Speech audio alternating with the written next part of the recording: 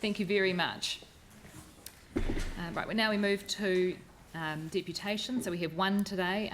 We're going to have two, but Jade isn't able to make it. So we have Beck Parry, who's speaking on behalf of Community and Public Health on the Council's Healthy Food Action Plan. Welcome. Thank you. So you've got 10 minutes to speak to us today. You may not need all of that time, but I'm sure there'll be plenty of questions. Morena, kia ora koutou, ko Beck Parry tōku ingoa. I'm Beck Parry, as introduced. I'm a registered nutritionist. One of the hats I wear is with the DHB at Community and Public Health. And I really just want to have a conversation with you. I don't have a fancy presentation about food and talk to you about the way I work within the DHB and within Community and Public Health, and draw to your attention the really great work that's been started under the Healthy Food Action Plan, and how the continuation of that and the partnerships which have begun are vital to our population health here in Christchurch. So we work with a equity in health lens, and I'm taking our food environment or our food systems approach to health, because it's really important that we look at our wider food system here in Christchurch or Canterbury, not just simply what's on our plate or what's within our own line of vision. So if I start with some the morbid statistics about health, we all know, I don't need to tell you I'm sure, that we have obesity problems in New Zealand. We also have bad poverty problems. 20%, 19 if I'm exact, of New Zealand children are living in food insecure homes. Now, in a land of plenty in New Zealand, that's, quite simply, it's not good enough. We have some research going on at my work to find out exactly what that percentage is in Christchurch, but it won't be dissimilar from the national average. So the work that the partnerships under the Healthy Food Action Plan, it might not seem it to you, but it's really key and core to working on those statistics for our population as well. We've been having conversations about these statistics for a long time. New Zealand's been sitting on the podium internationally of these statistics for a long time. So if we keep having the conversations in the same way about health being a personal choice, or how we eat and where we access food is a personal choice, we'll keep having the same results. The work started in the Healthy Food Action Plan is steering us towards a better way, where we think of this as not just personal responsibility, it's broader systemic problems, and it's the environment in which our population is living in which is not conducive to people being able to make or having agency over their own choices about how they want to live. And it's all of our responsibility to work together in partnership to change this. If we think with an equity hat on, which I think we all should, and I hope we all do, and think about the broader determinants of health, and then keep that in line with what David Cull says, that local government has a broader role in fostering livable communities, far beyond delivering just core services. It has a role in lifting quality of life and the health of the environment. Now, I just think that really speaks to me in my job in the DHB, and I'm not in council, but hopefully it speaks to you as well. With the four well-beings being back under council focus, social, cultural, economic and environmental, it's also really timely that we continue the work that started under this action plan. I'm not going to go into the details. I'm sure Tony's going to speak more about that action plan. But we can really create a connected and livable Christchurch for everybody and reduce the glaring equity gaps that we have in our population here. Food insecurity is no one's fault. It's not the parents, it's not the children's, it's not the individuals, it's not the council's fault, but we do need to work together. Whenever we mention things like sustainability, food access, environmental impact, it can be very emotive and very divisive. It's the rural's fault, it's the industry's fault, it's big food's fault. Those aren't the conversations we've started under the Healthy Food Action Plan, and they're not the partnerships and conversations we should continue to have moving forward. Food's amazing. I mean, I'm a nutritionist, I probably would say that, but it's a very powerful connector. Whilst it's at the core of some of our key health problems, it has the ability to nurture communities, to socially and culturally bring people together, and that alone can bring reduce equity gaps. It can, if we put food and a health lens across all of our decisions and our way of thinking, we can also benefit economically. We can create circular economies from seed to plate and to waste as well, if we're thinking about the whole system, not simply food as in what's on my plate.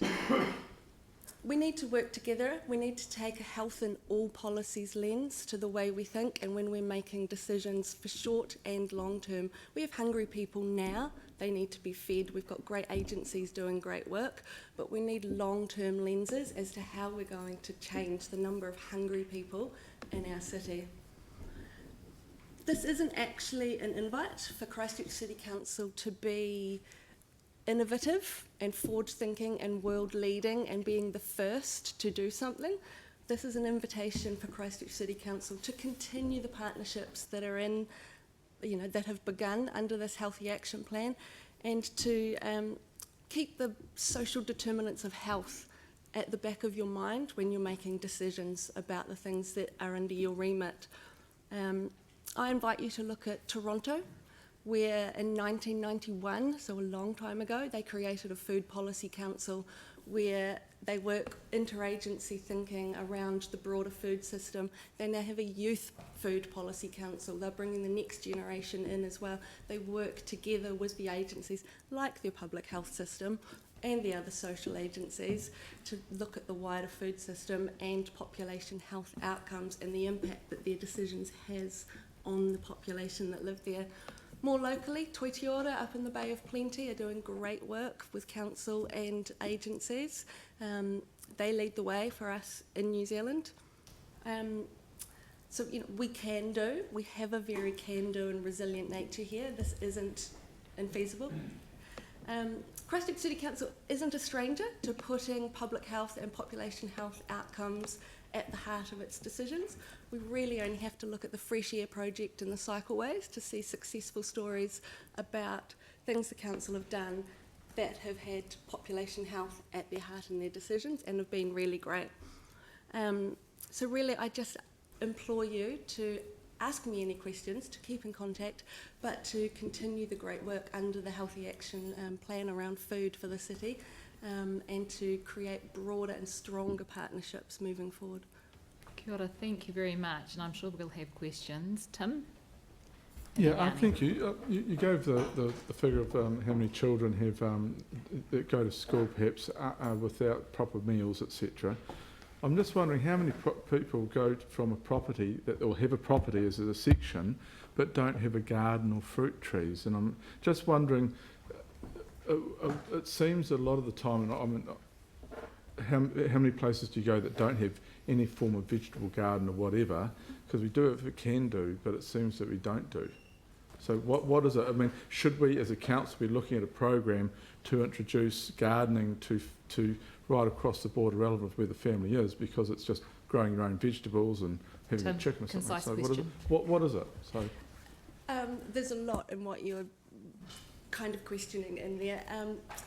So for a lot of our people that don't have a vegetable garden, possibly they're not living in a home they own. They might have, housing issues. If they're in tenancy, that becomes a real problem. It's not as simple as just grow your own food, because obviously you need to have money to set up a garden. It then takes time for that food to come. What if the slugs eat it? All that kind of stuff. The council's role in this, yes, is advocating for these people around social housing, but there are great works as part of this Healthy Food Action Plan that are already underway. Our community gardens, working and continuing to fund the work that works in schools so that our children are learning about where their food comes from. There are some great programs and community groups doing that work, but it's all of those things. It's such a multifaceted, multi-pronged approach because it's a very multifaceted problem. Poverty's at its core. But Thank you. Yanni, that will be it for those. Yeah, just two quick questions. One is, in the research that you're doing, are you looking at where geographic areas within the city will have the biggest deficit to healthy food? That's the first question. yes, so the national survey that was done that has 19% of New Zealanders children live in food insecure homes.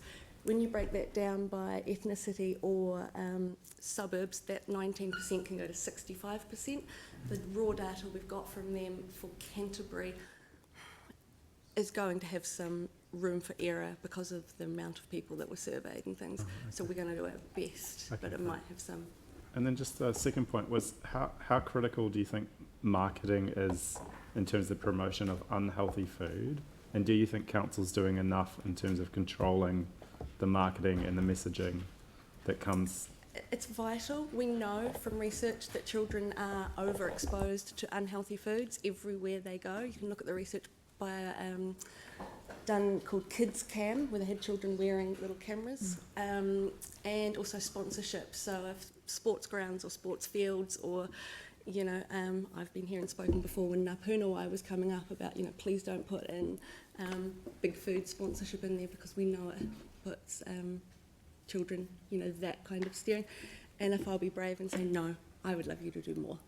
Okay. Kia ora. Thank you you can so never do much. Thank you so much for coming in. It's been really useful. We will get to that.